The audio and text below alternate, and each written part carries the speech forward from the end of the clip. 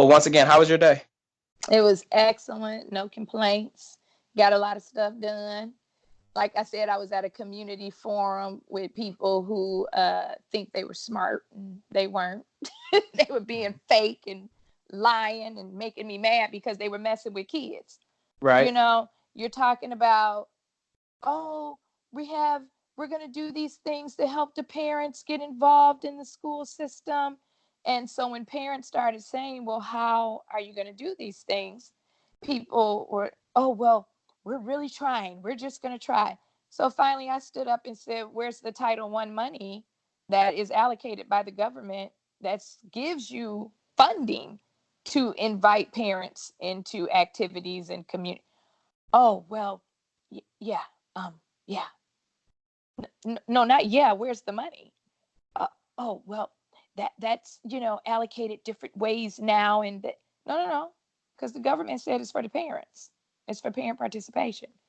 Well, it depends on how many students are Title I actually in that school. All these schools poor, all of them got Title I kids.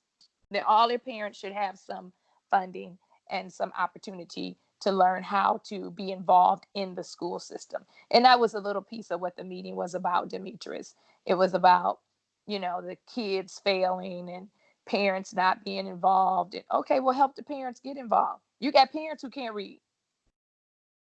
So what do you expect? I just never really just took a moment just to just say how strong and just magnificent you truly are. And It's crazy. Thank and you. and, and what's going on, ladies and gentlemen? It's that ordinary podcaster with the extraordinary thoughts that tells you to stop being great and be extraordinary.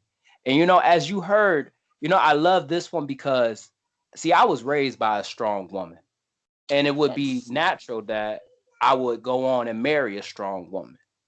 And it just wouldn't feel right that I wouldn't have a strong woman come on and talk about liberation, education, and just things of that nature that just empower just so much. Ladies and gentlemen, please give it Yes. up for Marla Godette. Thank I'm good you. with these Woo intros, ain't I? I'm woo! getting really Thank good with these you. intros. Yes, that intro was right on it. You made me feel all powerful. Oh, because you are. Yeah, well, they probably wanted to slap me up out of that meeting today, but it is what it is. If we don't start speaking out, like you see me on Facebook, my hashtag is silent no more. If Mhm. we don't start speaking out and saying what we know is right, somebody's going to be hurt, somebody's going to be killed, somebody's going to have their life totally in shambles because we kept information to ourselves. Me making that one statement about Title I and the funding that is offered changed the trajectory of that conversation and now the thoughts of the people who were there. Three people came to me and said, oh my goodness, I didn't know they had money set up to help parents. Yeah, they do. We think the government is all bad, but they do have some money out there to do some things. Okay. But what are your superintendents and your school boards allowing the money to be used for? When you don't go to the meeting, you don't have nothing to say. That's Mm. all I'm saying. Ladies and gentlemen, I was gonna fake it on this podcast. I really was gonna fake it on this episode and act like Miss Godette was just somebody I was able to bring on the show and something of that nature. Although all of that is true, minus the faking part. Miss Marla Godette is my aunt, and I just ain't about to get on this show. I'm not about to get on here and try to act like as if we two strangers. No, that's not even the case because this magnificent woman right here is my aunt. And I always just wanted to know where did all this strength come from? Because I mean, obviously, at one point I was a child, and I would never be able to see it in those eyes. And even if I Right. tried to go back in time and think of it, you have just always been this strong woman to me. So Yeah. where did it all start? And if you don't mind, just telling a little bit about yourself. So I was raised with strong women. My great grandmother, my grandmother, my mother, all had different strengths in different areas.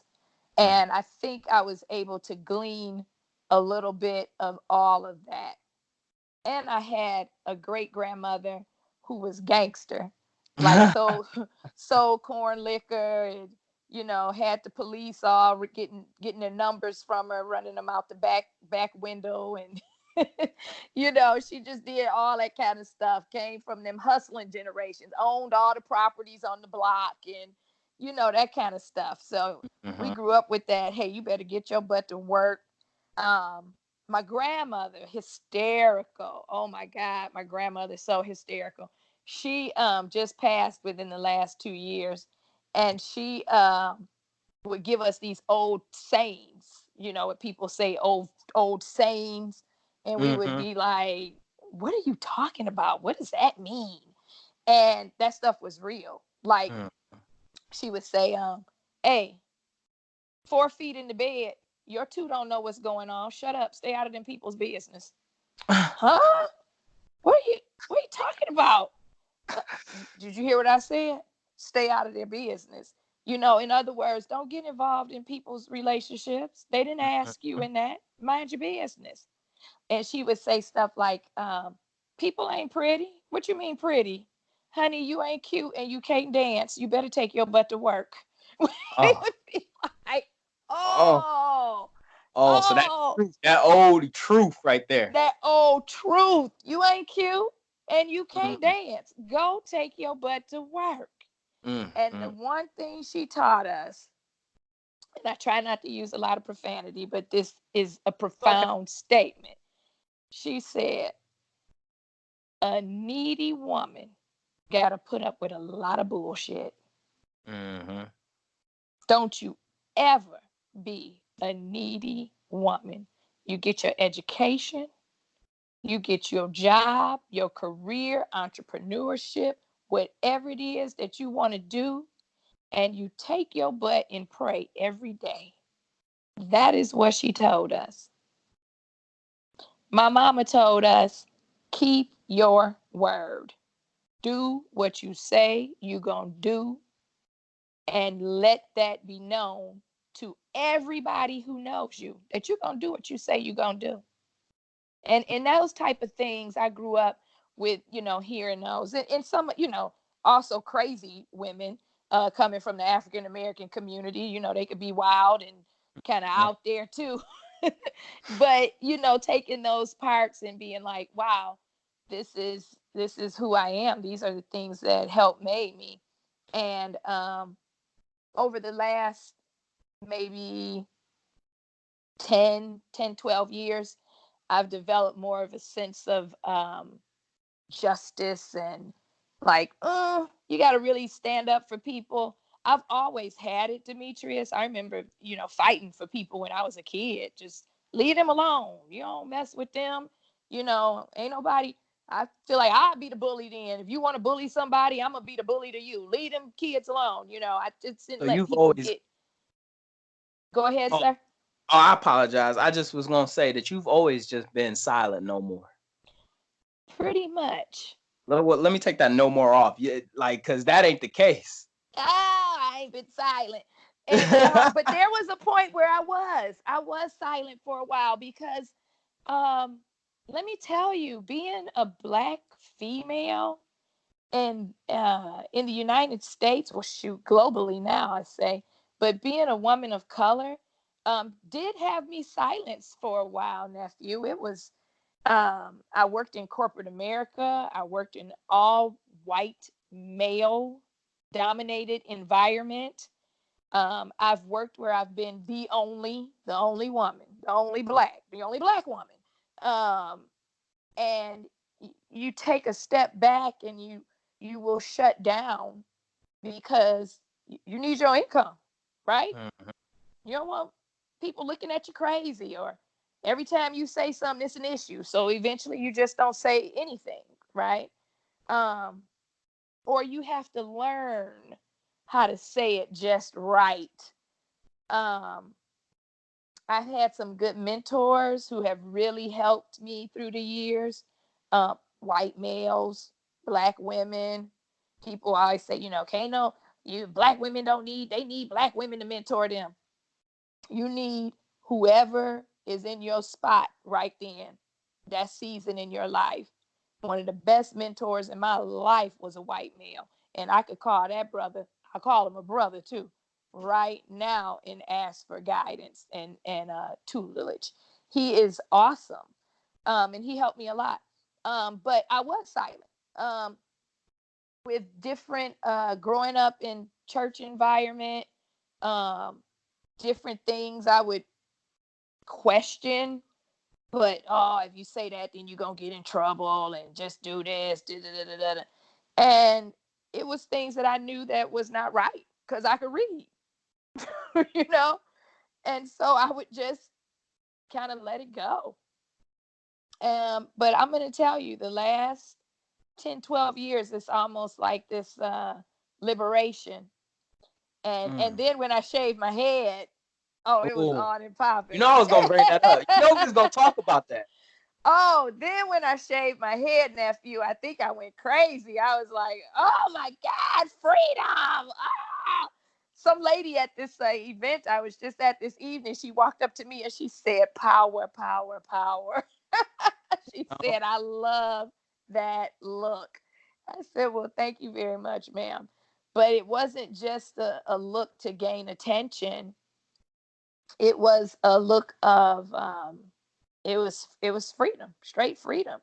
Women get caught up in my hair, my nails, my lashes, my this and that, and a lot of it going back to work. If I don't look a certain way, am I going to get this job? I could have the resume out of this world. I could have the experience. But if I go in there with this black bald head, are these people going to be like, this chick is crazy? What is that all about? Um, so yeah, some of this stuff that we go through it's about society, right? Yes. Um, so women and all the women listening, some of you may be able to relate to me, depending on your age group, especially those of us a little more seasoned, a little over the 40s, pushing the 50s. You kind of know this, make sure your weave is tight and make sure your outfit is just right, because you are fighting quadruply hard to get the job. You have all of these things against you. And so hair, that's something you're going to keep together according to society's look and to what they think is normal. So even when I shaved my head, I had accepted a position in maybe like November, and I wasn't starting till January. Well, I shaved my head December 31st of 2018. And I'm like, oh Oh, so man. you came into the new year. Like Oh this was like your yeah. New Year's resolution. This was it. I was like, no more. I'm not going into the new year with this hair that's not even my hair, mind you. I'm wearing Mm. weaves and wigs and all of this because I got alopecia in one part and I got male pattern balding in the other part. And, you know, but I thought about, oh my goodness, I had my hair done for this interview. And now if I walk in there with this shaved head, are they going to think like, did she trick us? Is she sick? Does she have cancer? Is she nuts? What's going on?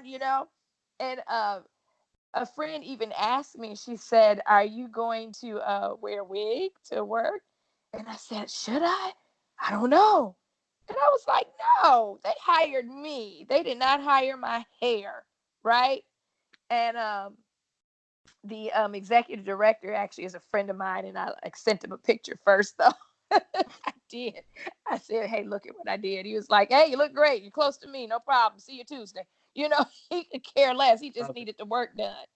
So that right there, I think I've seen some women who walk up to me and say, wow, if I had that boldness, I would do it in a heartbeat.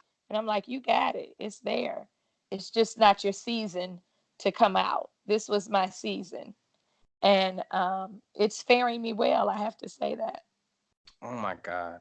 You know, my when you shaved your head, I remember seeing it and I just immediately thought like that was the strongest thing I had ever seen. Because You see it all the time, and a lot of times we always see our outside. Our outside is always, first impressions are our only impressions. So we always want to put our Amen. best step. We always want to put our best step forward. Mhm. So too many times you would see a woman, and it being in the military and being able to see, female Marines, male Marines. Female Marines do take a little bit more time than the male Marines do. They have to get their hair done. They have to put their hair up in a certain way. They have to put this on. They Right. have to do this on. And then if you fast forward, switch gears to a different type of world, it's still the same thing: makeup, hairs, and that's naturally has already been embedded. This is what is going to attract a man in most cases. Hmm. So when you shave their hair, you essentially shaved all the stigmas that are associated with it. And I just really Right. wanted to ask, what did it feel like? Man, I have to show you the video. I was just like, Oh, you videoed it? oh, I was cutting the weave off. And I was actually showing, like, look, this isn't even attractive. This is like patchy and ugly. And look at all of this. And I'm just cutting it down, down, down. And, my husband is so dope. He's like, here, girl, come here. He just shaved it all the way down with the clippers, right? And then just took the razor and shaved it off. And I was like, it was so smooth and it just felt so good. And I saw all that ugly hair, fake hair, mixed up with damaged natural hair. So none of it was healthy, right? None of it Ooh. was healthy. I like where we about to go with this. I None like of it was exactly where we go. healthy. Oh, you feel me, nephew? None Mm-hmm. of it was healthy. It was so fake. It was a facade. It was so fake. Let me tell you how fake it is. Let's get real, right? Because you might have some women listening who need to hear this. I would be having sex with my husband trying to not show him the baldness under the weave. Do you hear me? Fake, fake, fake. You can't even get your groove right. This is my husband. I'm finally at the seat at the table. Ain't no more kids table for me. This No is more kids table for you, whole nephew. grown You brought conversation. you you brought me on here. You brought me on here for some real talk, right? I love it. I love it so Fake. much. So I'm looking at this pile of fakeness there, and I just felt like this is who I am. And then I think I'm cute as all get out anyway. Please, I put me on some makeup, or just did my lashes. Was like, oh please, beauty queen over here. I was like, Wakanda forever. What? But did you see what I'm saying? I had a pile Yeah. of just fakeness right there, unhealthiness right there. All of that was just unhealthy, and a pile of excess money. Like, that's lots of dough. You know, Hair. Oh, when you said after you shaved it, you just looked down and saw all this fake hair, this unhealthy hair, and just overall it was just unhealthy. unhealthy. I sit back and I think to myself of a person right now that's wearing a mask as they go to work to pretend to be somebody Yes. because they're afraid that the person that they truly are is not going to be properly received by the masses. So they Mm-hmm. put this costume on to go Mm-hmm. in to be around everybody, hopefully that they'll be liked, whether that's in a relationship where they done faked the funk in the relationship, pretended to be somebody that they ain't supposed to be. Now here they is in the middle of the relationship, still hiding, afraid to show their spouse who they really are. Right. Or they at their job, and because they around certain people or something of that nature, or they're afraid that who they truly are just will not be properly received, they fake it. And I can only imagine how exhausting that is. Exhausting. And that's a good word to use because, well, let's go a little bit here, sidetrack. I'm a mental health professional. Oh, I work with people all day, all the time, who have issues that, a lot of it has to do with more environmental factors than physical factors. Environmental factors, things that are wearing them down all around them because they're trying to keep this facade up. They're trying to keep this image up. So you have these people that are wearing the mask, like you said, and then they come to me and we get underneath that mask. And most of the time, it's beautiful under there. What made you think that what society said was wrong, was correct? They were wrong. You are beautiful under here.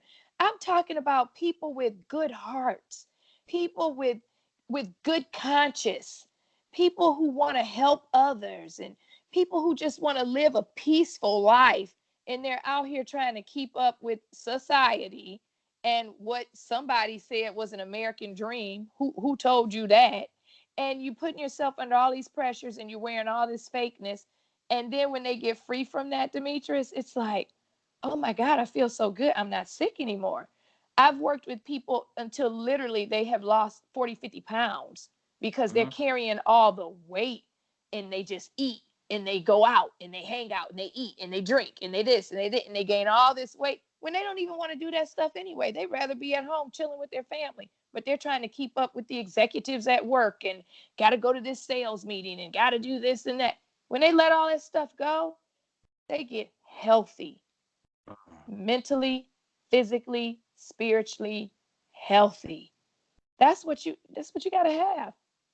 You know, whew, God, that felt so good to hear, because I remember at one point, Daddy, I felt like that.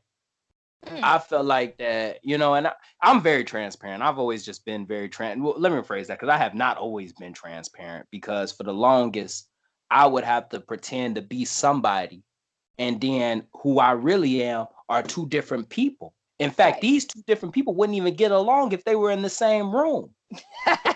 You see what I'm saying? When you two different people, sometimes the person that you trying to be, you don't even like that person. Exactly.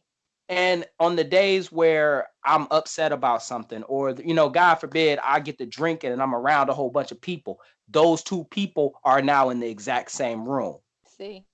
And now everybody looking at me like, who are you? Why do you act like this? No, this has always been me. It's just now you get a chance to see the real me. Or if I get around somebody I'm comfortable with, now you're looking at me like, you don't normally talk like that. You don't normally act like that. No, this is who I am. This is just who I pretend to be. Yep. And I would go home and be so exhausted from being somebody I don't even want to be, that I couldn't even enjoy my life.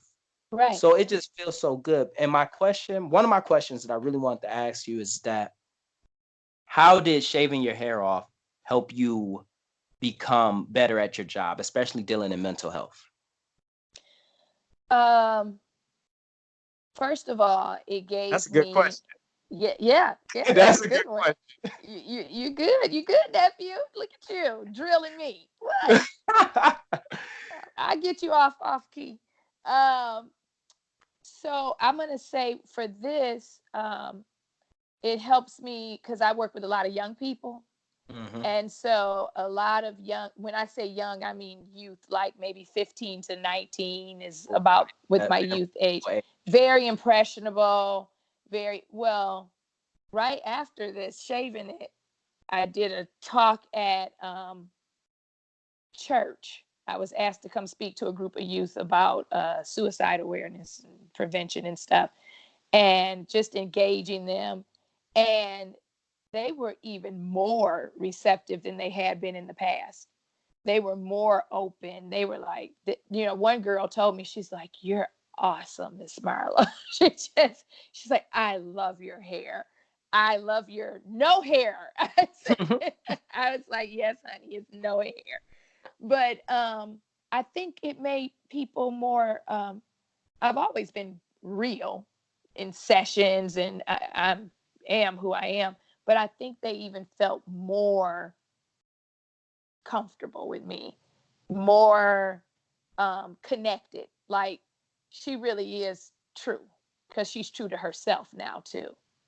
Because it's like I've had former clients come back and be like, "Oh my God, Miss Marla, what happened to your hair?" And then people assume you're sick, because why would a healthy woman shave her hair, especially in America, when you're supposed to have it flowing down your back and a ponytail like a genie and all this craziness. Are you sick? Are you okay? Are you sure? And like, I'm fine, honey. This was a liberating experience. This is what happened. Let me tell you, with some of my clients, they were like, that right there, you will always be able to feel how somebody might be rejected too. I had a client tell me that. So now you know what it's like if somebody feels rejected, because somebody might reject you about your hair. I said, you're right. Somebody could shun me because of how I look. And what do some of my clients go through? Being shunned, being bullied, being mistreated. So not having empathy for them, but really having sympathy for them because I could feel it as well. So it's helped me in a lot of different ways clinically, a lot of different ways. One thing is I do not particularly work with the aging population. That's not a real skill set for me. Not aging to the point of dying. Aging, going through transition of like, hey, I'm retired, I'm empty nesting, that kind of stuff. I'm good with that. Death, hospice workers, nope. It's a wrap, nephew, because I be crying all the time, and I Oh, you take on emotional all just their like me. emotions. And Mm-hmm. oh yeah, I wouldn't be no therapy. We'd be up in the bed together eating ice cream or something, I be telling people like, I be sitting there saying, don't cry, because if you cry, I'm gonna get the crying. I'm gonna And cry. It's just gonna happen. And so when this appearance, this look, has helped me to feel how people have said, like, I have cancer. One woman walked up to me at a conference last week. Are you one of my cancer survivor sisters? And I said, I am not, but I will definitely pray for you, because because people just can't so many, believe that a healthy person would shave their head. So I've had that experience where it's like, wow, people who really treat somebody poorly, and they could be sick. So it gives you a different perspective on what being bald means to people. I had a woman inbox me and say, thank you for your video. Thank you for your story. My husband divorced me when I got cancer. Tell me my hair fell out. He didn't like how I looked. I said, well, he was a shallow beast of a man anyway. So he wasn't even human. We're not going to even talk about that. You would have got rid of him anyway, eventually. But there are people out there that are so caught up in outward. Sometimes I go out, Demetrius, and I just walk and look and see how people stare at me. So, and it gives me a good perspective for image. When I work with teens with image, it's body image, and they think people are looking, and they think, so I'm able to help that way. I remember you telling me that story, and I don't know, it just at some point I just started to realize the meaning in that story. And as the woman's husband left her because she started to shed her hair because of the chemo, Right. and just like what you said, eventually you would end up losing that person anyway, because that person Yeah. wasn't supposed to be in your life. And No, the he was crazy, trash. and that's the crazy part though, is because a lot of times we have people in our lives that are literally trash. They anchors, they a cage, and we try so hard to hold on to that person, Mm-hmm. or the mask that we have on. They friends with that person, but as soon as you acknowledge your real self, let me rephrase that, as soon as you reveal your real self, Yes. you live in your truth, or let's just go ahead and just say what we supposed to say, and just say, when you finally liberate yourself from the confines of who you think that you were supposed to be based off of what society had told you to be, you start to shed the people that were never supposed to be in your life. Yes. Ain't that it? Go head on and say that thing, nephew. Oh, I bet you can't say it twice, because that was meant to be said once. If y'all missed it, oh well. Press the replay, because he just said that thing right there. That's my nephew. That's what I'm talking about, though. Because the people around you that your fake self is putting around you, these people are nobody. What are they really adding value to? They're so shallow. They can't even hold a good conversation. And you just tee hee hee and oh yeah, dude, I got you. It's so fake. Just like that pile of hair I left on the floor. fake or damaged, right? Yes, The ma'am. real hair was still some real hair there, but it was damaged. We get damaged on the inside, and we gonna hold on to all this. I can't let nobody know that I was raped and I'm still hurting, and I'm just gonna put this on. Damaged. I can't let nobody know that, I really have these insecurities about myself. So I'm going to put all this weave on and all this makeup, or, I can't let nobody know the little boy on the inside that's hurt. So I'm going to go lift 250 pounds every day and show off my man strength. And, or I'm going to run around and make 17 babies to show I'm really a man and ain't taking care of none of them. Because that's what the man part is supposed to be, taking care of them. I'm going to do all these things because of what's on the inside is damaged. You damaged goods. You got to get rid of that. I want to stay in that topic, but it just makes me just realize that definitely what I'm doing right now, I'm on the right path, because this got to be genetic. This has to be just genetic, because the way that you just articulate your words and the way that you just your pitch, your tone, your rate, it's so natural, and you can just tell that it's just so natural in the way that you do it. So I'm just it's so that I'm gonna use it again, no pun intended, because I know this episode is called "The Liberation of Marla Godette," but it's just so liberating to see that, you know. And for those who don't know, um, my aunt is a speaker, so like you hear me say that I'm a speaker and stuff like that, and I be wondering where I be getting it from. Yes, now I'm starting to wonder. Now I'm starting to know where I be getting it from. Hey, it's genetic. We Yeah, it's got it. gotta be. It's gotta be. This is such a good episode. This is such a good episode. Yeah, well, thank you. I'm so glad you having me. I felt all proud. I'm like, my nephew wants me to do a podcast. I've never done a podcast before. This is so awesome. But as Yeah. but as we approach the time, just like that, another extraordinary thought left this ordinary mind. I hope you enjoyed this episode half as much as I enjoyed making it. Aunt Marla, do you have anything for the listeners? Like, where can we find you at? Mentoring moments, mentoring moments with an SLLC.com is my website, and also my Facebook page, Mentoring Moments LLC. I'm in the process of rebranding.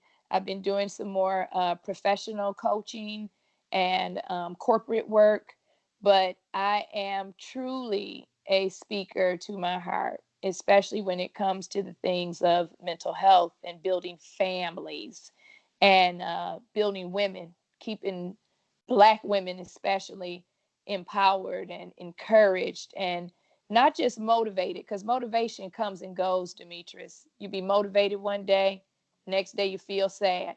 But to help Black women develop their passion, because that passion is what's going to drive you every day. You might be so low you can't get up, but that passion will say, let me kick it into gear. Let me do at least one thing today. If I can't do two, I can do one. Lack of motivation, super motivation. Oh, I'm motivated right now.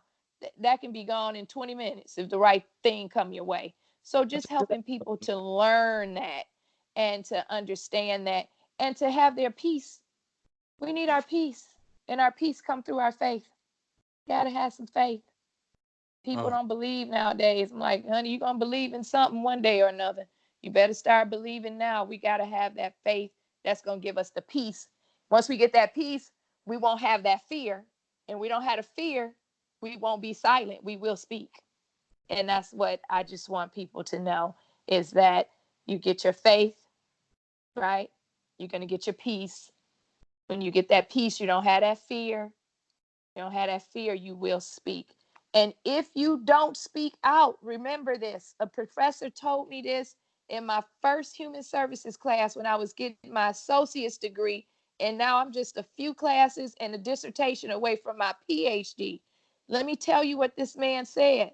Demetrius, he said, if you don't speak out, working in the helping professions, someone can be hurt, someone can lose a job, someone could be killed because you did not speak out. So that's what I want to leave with you all today. And I want to thank you 1,000 times for having me on. I'm Just thank thankful you. for having I you. am so proud of you. I love you so much, and I'm so proud of you. I love you more. I love you more. Well,